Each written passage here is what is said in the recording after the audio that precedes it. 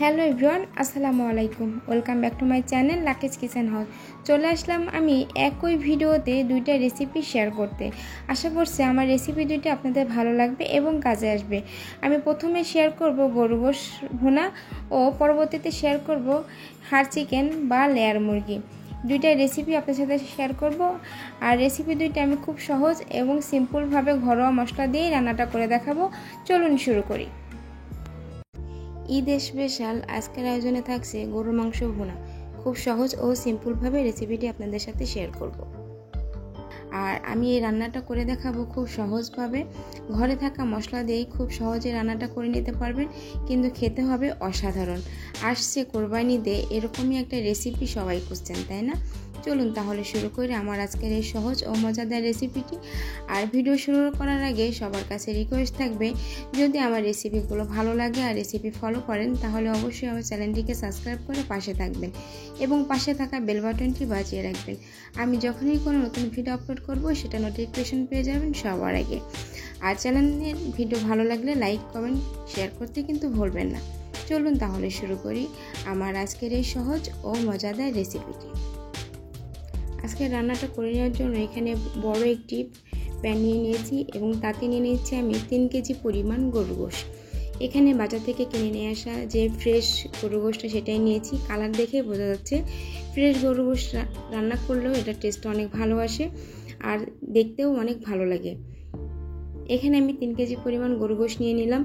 এখন মশলাগুলো দিয়ে দিব আর আমি এটাকে হাতে মাখিয়ে রান্নাটা করে নেব।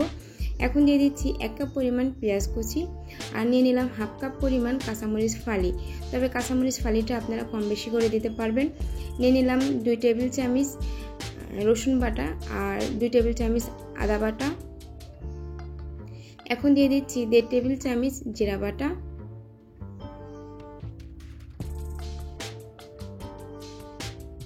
এখানে নিয়ে নিচ্ছি আমি কিছু গরম মশলা। এখানে আমি 3টা তেজপাতা চিড়ে নিয়েছি 7-8টা দারচিনি, 10টার মতো হবে এলাচ নিয়েছি। আর এখানে নিয়ে নিয়েছি 10-12টা লবঙ্গ আর 10-12টা গোলমরিচ। এখন দিয়ে দিচ্ছি শুকনো উপকরণ। এখানে আমি প্রথমে দিয়ে দিচ্ছি হলুদ, আর হলুদটা আমি 2 টেবিল চামচ পরিমাণ দিয়ে দিয়েছি।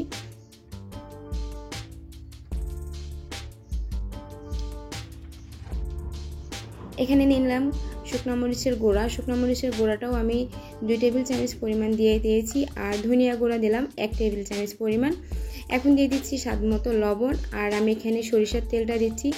আমি যে কোনো সময় রান্না করার সময় এই গরু গোশ বা খাসি গোশ যেটাই রান্না করি না কেন, এখানে আমি 2টা তেলই মিক্স করে দিই, তাতে আমার মনে হয় যে টেস্টটা অনেক ভালো আসে।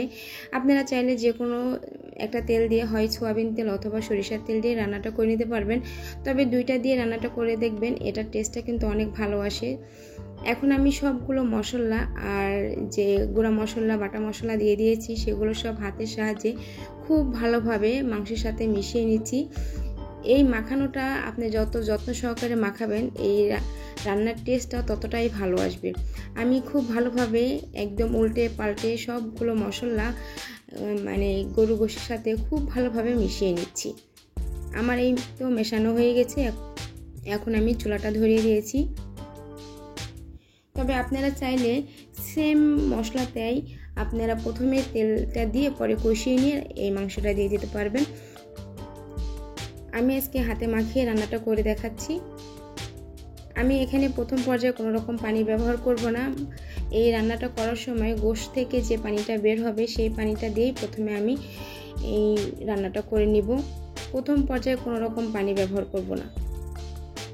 তবে কিছুক্ষণ পরপর আমি এটা উল্টে পাল্টে দিব, তা না হলে কিন্তু নিচে থেকে লেগে যাবে। আর রান্না নিচে থেকে লেগে গেলে কিন্তু এর টেস্টটা নষ্ট হয়ে যায়। তাই কিছুক্ষণ পরপর পাশে থেকে এটা নাড়াচাড়া করে রান্নাটা করে নিতে হবে।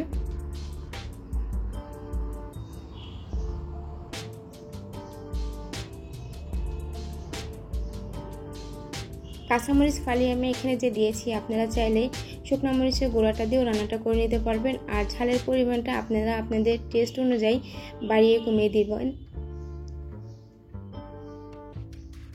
ঝাল এবং লবণ এটা আপনারা আপনাদের স্বাদ মতন দিবেন। অনেকে ঝাল কম খায়, অনেকে ঝালের পরিমাণটা একটু বেশি খাই, সেই অনুযায়ী দিবেন। মাংস থেকে অনেকটাই পানি বের হয়েছে, আর সেটা আমি অনবরত নেড়ে চেড়ে শুকিয়ে নিচ্ছি। চুলার ফ্লেমটা আমি মিডিয়ামে রেখেছি। মাংসের পানিটা শুকিয়ে আসলে আমি তখন দিয়ে দিব আরও কিছুটা পানি এই মাংসটা সেদ্ধ হওয়ার জন্য। এখানে আমি মেজারমেন্ট কাপের 2 কাপ পরিমাণ পানি দিয়ে দিলাম।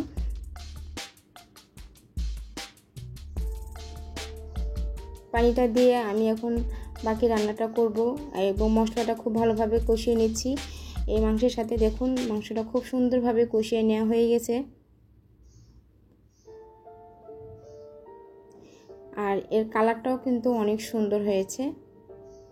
আপনি যদি মশলাটা পারফেক্টভাবে দেন তাহলে এমনই খুব মজার একটা সুন্দর কালার আসবে, যেটা দেখতেই অনেক লোভনীয় লাগবে আর খেতেও হবে অসাধারণ মজা।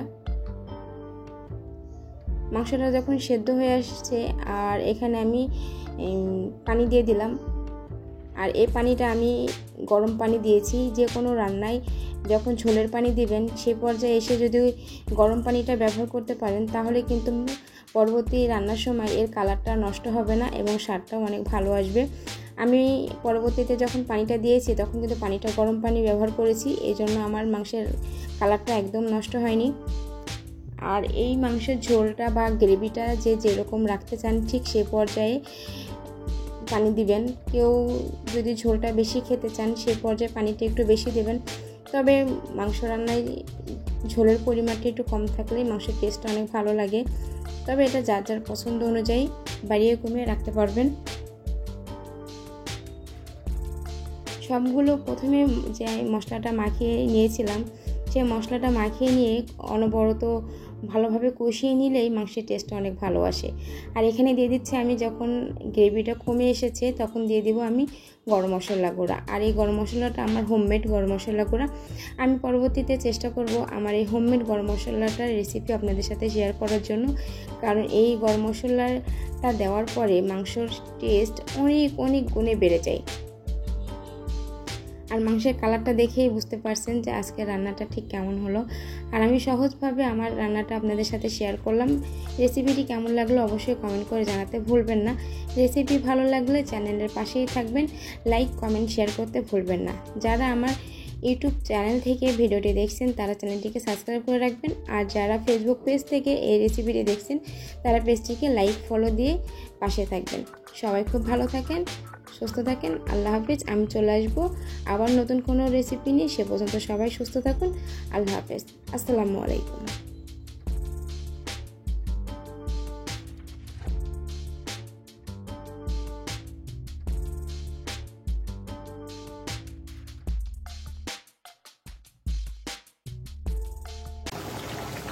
আসসালামু আলাইকুম। Welcome back to my channel Lucky's kitchen house. Lucky's kitchen হাউসের নতুন একটি পর্ব দেখার জন্য সবাইকে আমন্ত্রণ।